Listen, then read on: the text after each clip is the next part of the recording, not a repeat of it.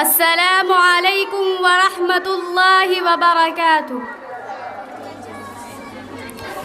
نحمده ونصلي على رسوله الكريم، أما بعد. أساتذة الأجلة وضيوفنا الأحبة والإخوة والأخوات، من المعلوم لديكم ونحن نعرف معرفة جيدة أن اليوم يوم القانون ويوم الديمقراطية، وإننا اجتمعنا هنا للاحتفال بيوم الجمهورية وفي هذا اليوم التاريخي.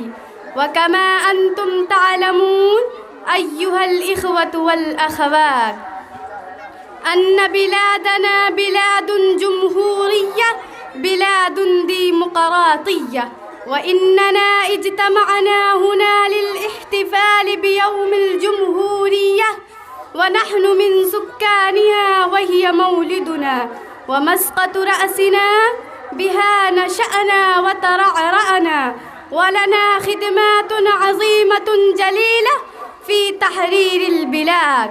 وبعد الجهود الجبارة من الأبطال والمجاهدين تحررت بلادنا من سيطرة الإنجليز الغلابة الغاشمة، ثم تولى الهنديون زمام الأمر من ذلك اليوم وجعلوا يحكمون عليها.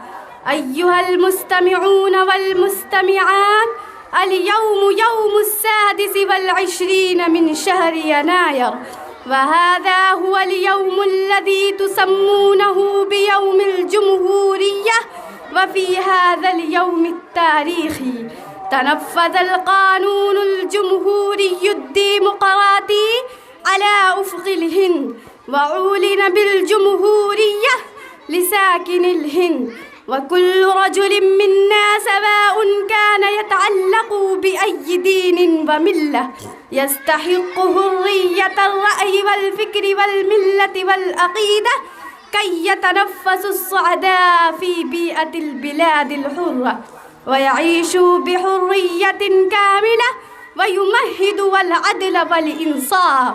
ونحن نقضي على الظلم والعدوان ونحدث في قلوبنا تلك العواطف والروح التي كانت في قلوب أولئك الأكابر والأبطال والمجاهدين.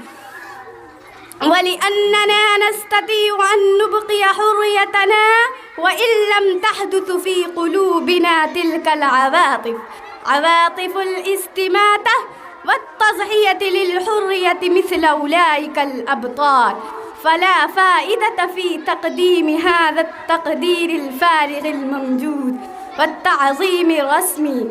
أكتفي بهذه الكلمات، والسلام عليكم.